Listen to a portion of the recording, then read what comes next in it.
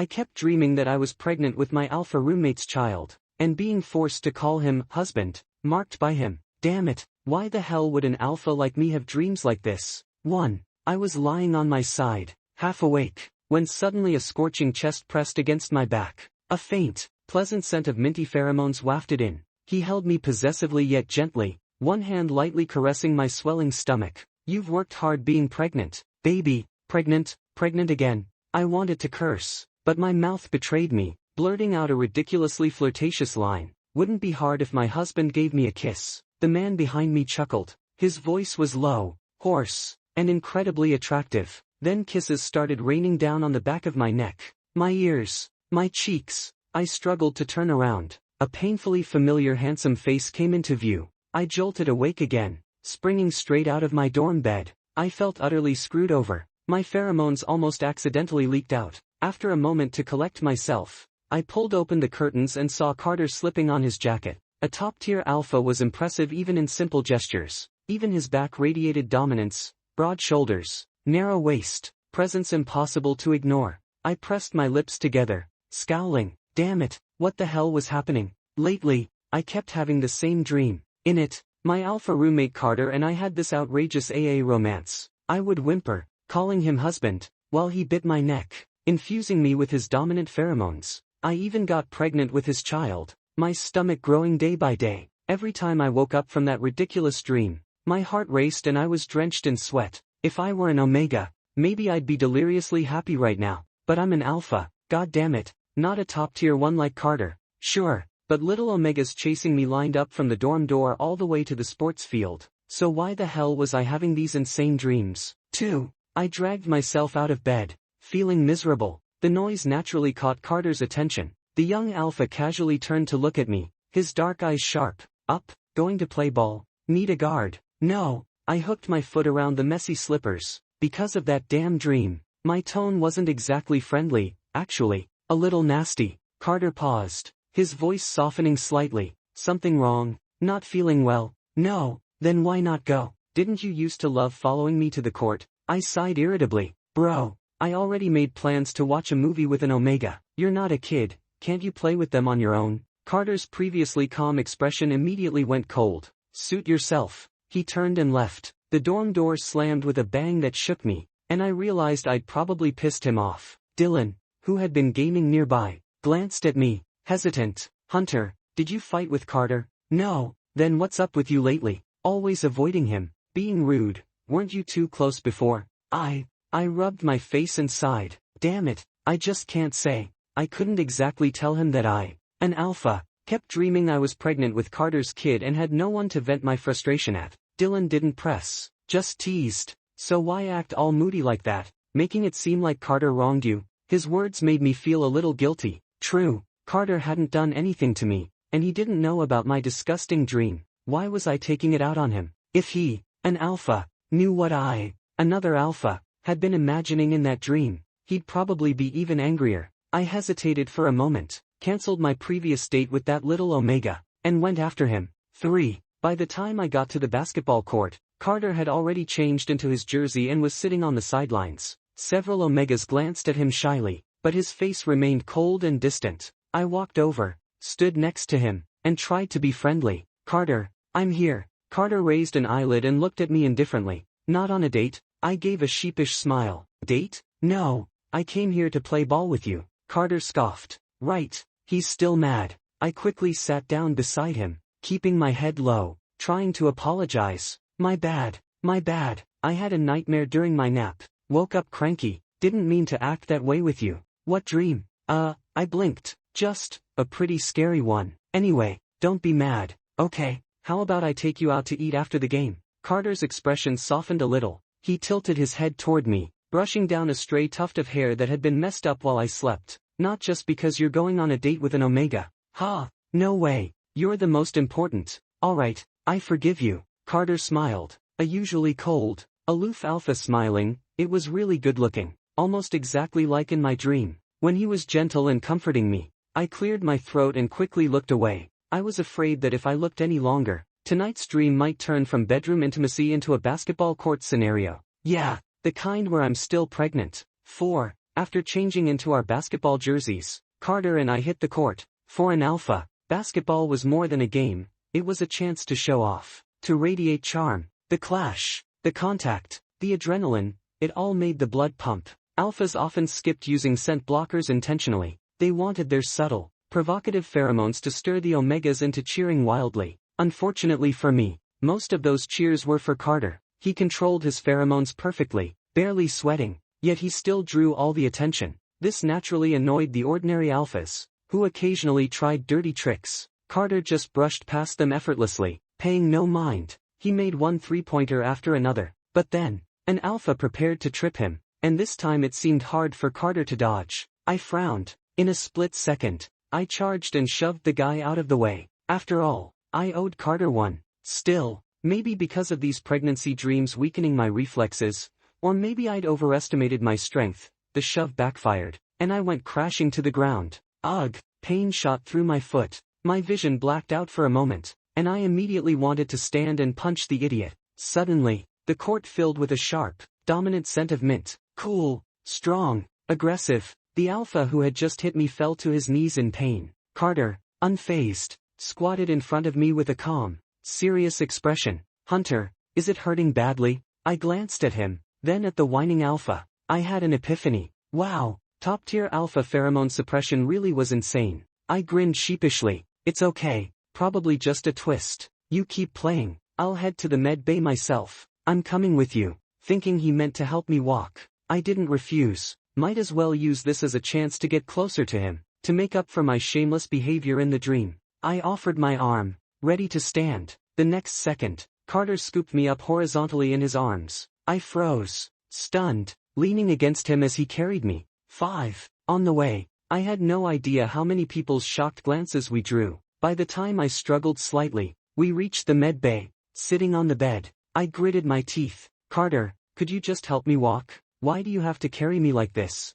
I can carry you. Is it about whether you can? Doing this princess carry is humiliating for me, an alpha. What's humiliating about it? I trailed off. Actually, humiliation was minor. The main thing was that this exact position mirrored my dream. In the dream, I was pregnant, my legs weak but restless, and Carter carried me like this, walking back and forth, calling me by that unbearable term, comforting me. Just remembering the sound of his voice whispering in my ear made my ears burn. Carter pulled up a chair and sat in front of me, glancing casually at my ear. It's fine. They didn't get a clear look. I moved quickly. Big bro, now you're proud too. Enough. The school nurse is busy. Give me your foot. I'll apply the ointment. He patted my knee gently. I sighed. I can do it myself. Fresh from basketball, my shoes probably didn't smell great. Even as an alpha, I wasn't shameless. But Carter didn't care. He bent down, removed my shoes, and rested my leg on his knee. He held my ankle with one hand,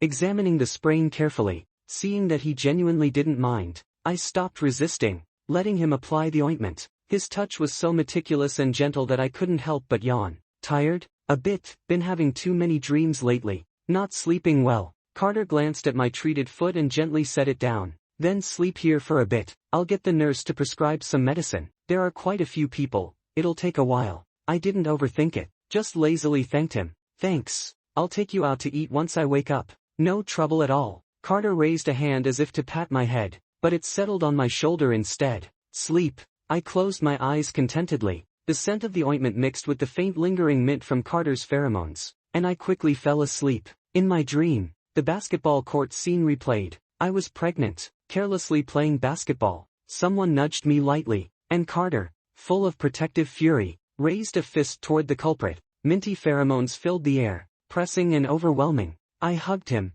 reassuring him, saying I was fine. Not to worry. Carter held me tight, like a beast guarding its territory. No one was allowed near. I woke to movement outside the window. Dazed, Carter was sitting by my bed, staring at me with a deep, intense gaze. Thinking I was still in the fight dream, I hastily grabbed his hand, mumbling comfortingly, "Husband, I'm fine. The baby and I are okay. Hug me, don't be mad." "Carter, why the hell aren't you saying anything?" I muttered for a long while, but Dream Carter didn't hug or respond. The faint mint scent in the air went chaotic. Sensing something was wrong, I opened my eyes sharply. My gaze met Carter's unexpectedly deep, intense eyes. He moved the hand I was holding, lips slightly parting. Hunter, who are you calling husband? Me? 6. Some people are alive, but already dead inside. Some wake up and wish they could just sleep forever. My eyes flickered. I just had a dream. Okay, Carter pressed. Was I in the dream?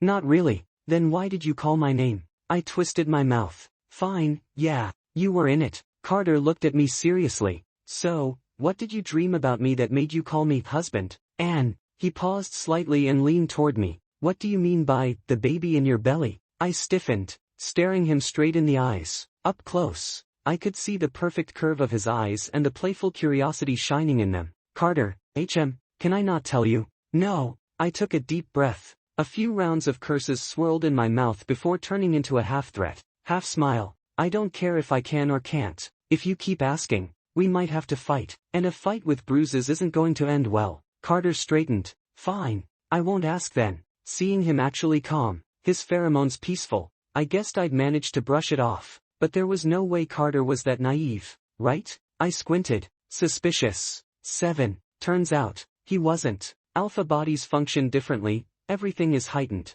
After resting a bit longer in the medbay, my foot stopped hurting enough to walk slowly. I kept my promise and took Carter out to eat. Before I could even decide what to order, Carter had already picked every signature dish in the restaurant. Why order so much? I asked, dumbfounded. He calmly snapped open a pair of disposable chopsticks and handed them to me. The baby in your belly has to eat too. Can't be hungry. I almost broke the chopsticks in my hands. Alright, I knew it. A top-tier alpha can't be fooled easily. Just from my few dream murmurs and expressions, he probably figured it out. Now he's probably laughing at me inside. Still, I relaxed a little. Carter wasn't angry about how I'd imagined him in my dreams. If anything, he seemed amused. We traded a few casual jabs while eating, and my mood improved. Afterward, Carter helped me back to the dorm. He went to shower while I rested in a chair. Dylan leaned over gossipingly. Bro, I heard you got into a scuffle with those alpha guys from the Sports Institute. Spill.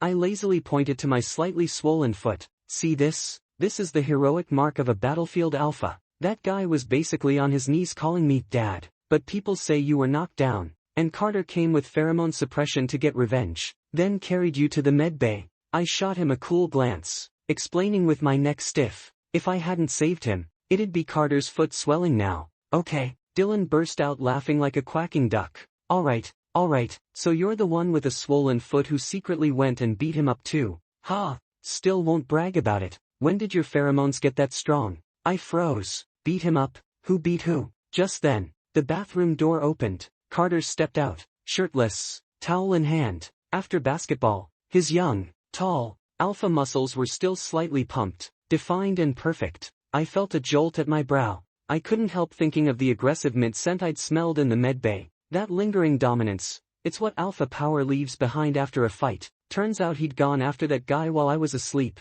When Dylan returned to his bed, I moved quietly to Carter's side, whispering, Carter, wow, secretly hitting people now. Honestly, kind of impressive. Carter was getting dressed. Do you know why I helped you? Because I twisted my ankle? He tilted his head, eyes teasing. Of course not. It's because the baby in your belly can't get hurt. I couldn't take it. I flipped him off in protest. 8. Exhausted, I showered and went to bed, only to dream of Carter again. He was holding me, intimate as ever. Surprisingly, my self-awareness was stronger tonight. I rolled over, pinning him beneath me. In the dream, he held my waist indulgently, coaxing me to slow down for the baby. I sneered, determined to get my revenge, and playfully ordered him to lift his hips. Carter smiled. A crisp mint scent wrapped my neck like a light green collar, trapping me. He whispered warmly, your call, you're on top. I woke flushed and shaky, my back and legs weak. In reality, he'd already taken liberties in the dream, and now my body ached from it. Alpha pride, shattered. I could only curse quietly to myself. After gathering myself, I dragged myself to the bathroom to wash up. Just as I picked up my toothbrush, Carter pushed the door open. He looked like he'd just woken up too, hair a little messy, a trace of sleepiness on his face. Up so early, he patted the back of my head naturally, then went to the toilet. Two alphas, bound to bump into each other in the alpha bathroom and deal with their business. Some playful competitiveness was inevitable. Carter, always confident, was the ultimate judge of these childish contests. Before my pregnancy dreams, I'd teased along, But ever since these absurd dreams, even the sound of running water made me uneasy. After finishing, Carter washed his hands beside me, voice low and hoarse. "Why so quiet?" I spat out the toothpaste foam. "Annoyed. Awake. Just not in a good mood. Dream about me again?" "Okay." He wasn't stupid. I rinsed and looked at him, exasperated. "Carter, why do I keep dreaming about you? Just because we share a dorm? Or is there some other supernatural reason? You definitely know. Just tell me." Carter dried his hands slowly. "Tell me exactly what we did in the dream, and I'll tell you why you dreamed it." I froze mid-motion with the toothbrush. Tell him. How could I explain the kisses, embraces, lifts, pregnancy, and even more outrageous moments? If I said it aloud, I'd need a literal mosaic over my head, and maybe a ladder to jump off. I glared at him. "Love to talk. I don't even want to hear it." 9. After finishing up in the bathroom, I got dressed and was about to head to the cafeteria when Carter followed. I shot him a lazy glance, too tired to deal with him. Mostly, I just didn't want him asking about the dream. So we ate breakfast in a strangely tense silence, until an Omega broke it. "Carter, I'm free Sunday. Want to hang out?" My ears perked up immediately, ready for gossip. Carter, drinking his porridge, sounded cold and distant. "No, I have someone to take care of. Someone's sick." "No." Then he dropped the bomb. "Gotta take care of a pregnant husband." I choked on my porridge and coughed a few times. Under the table, unseen, I stomped hard on Carter's foot, but forced a fake smile above the table. "Stop saying nonsense like that." The Omega assumed Carter was just making an excuse to reject him, pouting. "See, you didn't have to put it like that." Carter's face didn't change. He just subtly patted my knee, begging silently. I withdrew my foot smugly. "Fine. You're not my type anyway." That got the Omega fired up. "What do you mean?" "I'll change. I like guys with a youthful look. Long legs. TSK. So shallow. I like someone around 180 centimeters. Carter added, "and with 8-pack abs but a narrow waist." The Omega went blank. I went blank too. Wait, do these perfect, tall, strong Omegas actually exist in the world? 10. After the Omega wandered off, doubting reality, Carter went back to his porridge. I couldn't resist curiosity. "Carter, isn't your ideal type kind of weird?" "Why weird? Where do you even find Omegas like that? Who said an ideal type has to be an Omega?" I blinked in shock. By all logic, a top-tier alpha would want a high-compatibility Omega for safe pair bonding during the heat. Could he be interested in a tall beta instead? Seems this beta is pretty flashy. Alright, betas aren't bad either. No pheromones, but still plenty of top-tier ones. Carter set his spoon down, lifting his eyelid casually. "Hunter, my ideal type isn't a beta either." Those words echoed in my head as I wandered toward class, leaving me stunned. Two alphas naturally provoke each other. A clash of fire and water. If they fell in love, even a kiss would feel like a battle. All adrenaline and heat. Carter really is something. He's gone and fallen for an alpha, breaking his physiological limits for love. As I secretly wondered which unlucky alpha Carter had chosen, the professor walked in. This class was mostly an easy GPA boost, covering advanced ABO physiology. I half listened, half spaced out. Suddenly, for some reason, the professor mentioned top-tier alphas. These alphas have extremely high pheromone levels. They can suppress everyone around them. They're at the top of the pyramid. But do you know what their mating behavior is like? They unconsciously release pheromones toward the one they fancy, causing that person to dream. I froze, realization dawning, and shot my hand up. "Professor, what kind of dreams would that person have?" The professor smiled. "What kind of dreams do you think it would be?" The class giggled, whispering about innocent yet suggestive scenarios. I, sitting in the back, felt my face go pale. 11. Back in the dorm, Carter, from another major, still hadn't returned. The quiet suited me just fine, perfect for zoning out. The professor's words and Carter's earlier comments circled endlessly in my mind, all the dots connected, revealing a very frustrating truth. Me, Hunter, the unlucky alpha Carter had taken a liking to. I was done for. No wonder I kept having those pregnancy dreams. No wonder I had shamelessly acted out with Carter in them. No wonder Dream Carter always said he liked me, kissed me, held me, and marked me obsessively. In short, doing all the bad things, even if it was fictional, it was based on Carter's desire for me, not just my shameless imagination. I clenched my teeth so hard it squeaked. My face burned, unsure whether from anger or embarrassment. I wanted Carter back immediately to fight him and vent my frustration. But the professor said pheromones weaving dreams were unintentional and uncontrolled. Carter probably didn't even know. He hadn't confessed his feelings and had interacted with me as a friend and roommate. Likely, he didn't want to ruin things after confessing. After all, I had always said I wanted a cute Omega to spend life with and had mocked AA relationships many times. This cautious humility made it hard for me to make a move. I just pressed my tongue to my cheek, exhaled, and let it go. Fine. Endure it. Carter was a good friend anyway. Fighting with him wouldn't do me any favors. Maybe he only felt an impulse toward me, and in a few days, he'd realize soft, fluffy Omegas were better. But why, of all people, did he like me? I thought hard, realizing my interaction with Carter wasn't different from any other roommate, Dylan included, and I was nothing special myself. Handsome, yes, but mostly just basketball, meals, and classes, sometimes gaming, memes, and watching Omega live streams in the dorm. The only difference, last holiday, only Carter and I were in the dorm. His heat cycle suddenly hit. Though it was uncomfortable, I hunched over to take him to the hospital, yawning and caring for him all night. Since then, our relationship visibly improved. I always thought it was just friendship. Could it actually have been the start of Carter's love for me? 12. I woke from my nap to find it was already evening. I lay on my dorm bed, staring at Carter's empty bed, completely lost in thought. Suddenly, the dorm door opened. Carter, done with classes for the day, came in carrying a pile of food. Awake? He set the bags on the table. You weren't picking up your phone, so I just brought dinner over. Oh, thanks. I'll pay you later.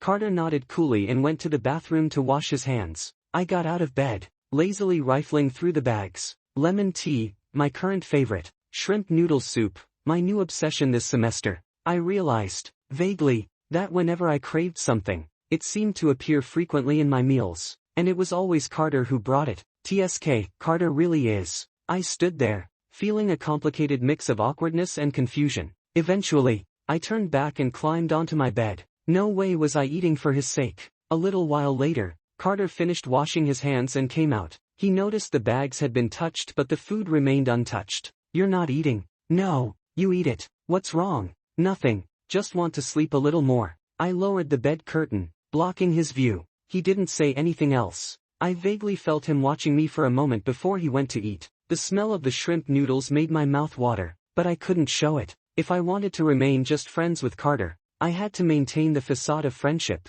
not give him any inch. AA relationships were already pushing my limits. My heart raced, and I instinctively wanted to retreat. 13. Carter and I continued this lukewarm routine. I deliberately avoided any actions that might be misinterpreted. Carter seemed oblivious to my awkward little thoughts. His attitude toward me never changed. He'd call me to play basketball or bring me food. Even if I refused, he never got upset, just nodded calmly. Occasionally, when an opponent's sugar-coated attack was too strong, I gave in a few times. Then I'd scold myself for being so weak, easily baited by a bowl of shrimp noodles. While things seemed subtly tense on the surface, my nightly dreams became increasingly intense. Dream Carter was irritable, eyes full of frustrated longing, dangerous, unsettling. I woke up biting my teeth and washing my underwear repeatedly. Damn it, when would these stupid dreams finally stop? If they didn't, I'd actually end up giving birth in my dreams, just as things felt most screwed. It was Dylan's birthday. He enthusiastically invited the whole dorm for food and drinks. I ended up sitting face to face with Carter. Throughout the meal, after Dylan bragged endlessly, I buried myself in drinking. Unsurprisingly, I drank too much and ended up vomiting. Dylan laughed at me. Only one person gently patted my back, wiping the mess from my mouth. I leaned against him, continuing to drink and curse with Dylan. I got even more drunk. I had no idea how long had passed before I realized I was resting on a broad, strong back. This person was carrying me back to the dorm. Young Alpha arms were strong and steady, supporting me perfectly. His pheromones were carefully controlled. I could only smell a faint hint of cool mint. I slurred. Carter, I've got a question for you. He answered lightly, carrying me steadily. Why don't you like Omegas, and instead like another Alpha? No reason, just like him. Oh, so he's really that good? Carter's steps never faltered. He's handsome. I was both annoyed and secretly proud. Tell me, how good-looking is he? Praise me, hurry, praise me. Carter paused. So handsome that I can't accept just being friends with him. My smile froze. My eyelashes twitched. Alcohol-fogged mind suddenly alert. Can't accept just being friends. Oh no, Carter wasn't planning to confess to me, was he? 14. While I nervously debated how to face a potential confession, Carter didn't make any move. He still brought me food daily, called me to play basketball, and occasionally rejected sweet little omegas. Life remained quiet and uneventful. Then my own heat cycle hit first. That day, after taking my suppressants, I lay on my bed, drowsy. I had an unpleasant dream.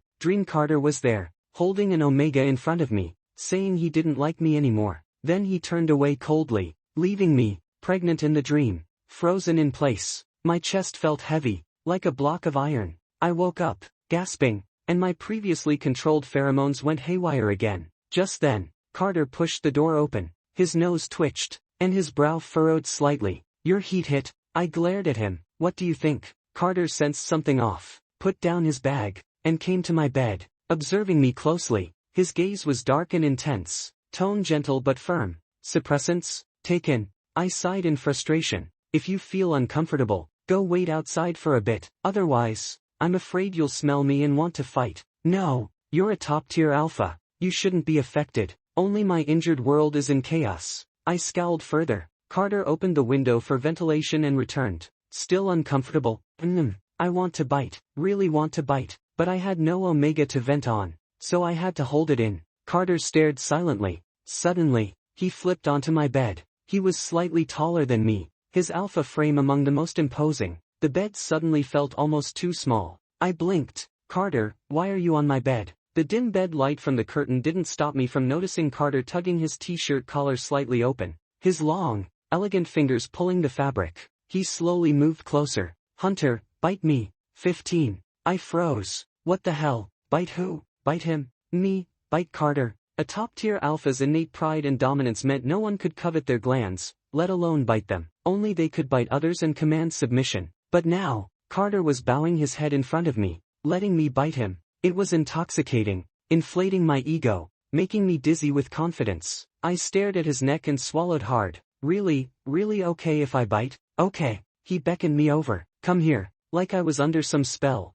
I shuffled toward him slowly. First I sniffed, then bit down. My foggy mind clung to a shred of reason, just enough to avoid his glands, biting the skin next to them. Carter hissed softly. My eyelashes twitched, and I lightly licked the mark in apology. A hand stroked my head, then slid down to cover the gland, pressing gently. "Hunter, your pheromones smell like rum." "So good." I didn't respond. I just nibbled the spot again. From an angle he couldn't see, my face burned red, heart racing, embarrassed to the point of feeling like I might explode. He was way too good to me. And, damn it, he really liked me. 16. When Dylan returned, Carter was in the shower. The dorm pheromones had mostly dissipated. Dylan nudged me, concerned. "Hunter, your heat just hit, right?"